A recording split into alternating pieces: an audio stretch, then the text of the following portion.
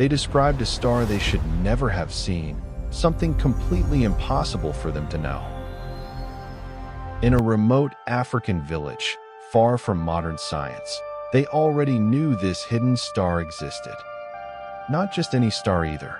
Sirius, the brightest star visible anywhere in our night sky. But what they knew about it went far beyond anything they should have been able to see. They described a second star, completely invisible, orbiting Sirius in a precise cycle every 50 years. They called it Tolo, meaning the smallest seed, something tiny, yet incredibly powerful and significant. And they claimed it was made of the heaviest matter in existence, beyond anything they could physically observe. And this is where everything changed, because what they described matched something already known to science. They were describing Sirius B, a white dwarf star hidden beside Sirius, invisible to human eyes. A star so faint and small that no one can see it without powerful telescopes and precise conditions. It was first observed by Western astronomers in 1862 using advanced optical instruments. So the question remains, how did they know something science itself had only recently discovered and understood? The Dogon people live along the cliffs of Mali, in one of the most isolated regions in West Africa.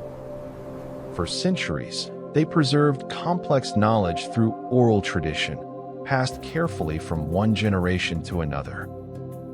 At the center of their entire cosmology is Sirius, which they consider deeply significant and spiritually important. But what they knew about it shouldn't have existed based on everything we understand about observation. They described its orbit clearly, saying it moved in an elliptical path over a 50-year cycle. Modern astronomy confirms this almost exactly, calculating its orbit at 50.09 years. They also said the star was incredibly dense, far beyond anything humans could imagine or physically measure.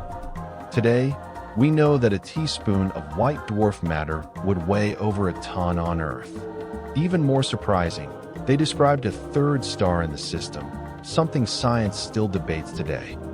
Astronomers have searched for this possible third star for decades, but its existence remains uncertain. Some studies suggest it might exist, while others find no clear evidence to confirm it at all. But the Dogon had already described it long before modern scientists even began seriously searching for it. But something about this story doesn't make sense when you really begin to examine the details closely. Sirius B cannot be seen with the naked eye under any natural conditions anywhere on Earth. Its light is completely overwhelmed by Sirius A, making it effectively invisible to human observation without tools.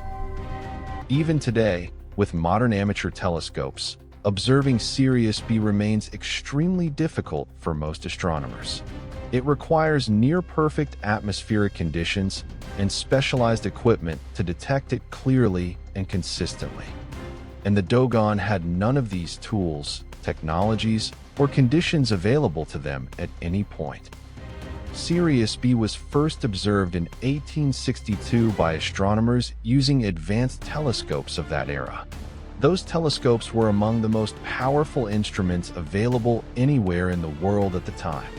Yet the Dogon described it decades later, without using any form of telescope, instrument, or modern observation method. They even created detailed diagrams showing its orbit, its cycle, and its unusual physical properties, accurate, precise, and completely impossible to observe using only human eyesight and traditional methods. These findings were later published in 1950 by French anthropologists studying the Dogon people. The research appeared in a study called The Pale Fox, documenting their complex cosmological system. But much of the scientific community dismissed the findings almost immediately, refusing to take them seriously. And to this day, no one has fully explained how the Dogon could have known this information. So the question remains, Where did this knowledge actually come from? And how did they obtain it? The first theory suggests they learned it from Europeans who may have shared astronomical knowledge with them.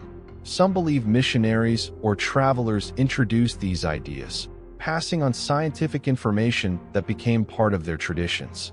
But that explanation begins to fall apart when you look more closely at the historical timeline. The Dogon lived in extremely remote regions, with very limited contact with Europeans before the 20th century. And their knowledge is deeply embedded in long-standing religious traditions, not something recently adopted or borrowed. The second theory suggests ancient observation, using techniques we may no longer fully understand today. Some researchers believe early astronomers may have developed methods for observing stars under rare natural conditions, possibly using atmospheric distortion or unique viewing environments to detect what others could not.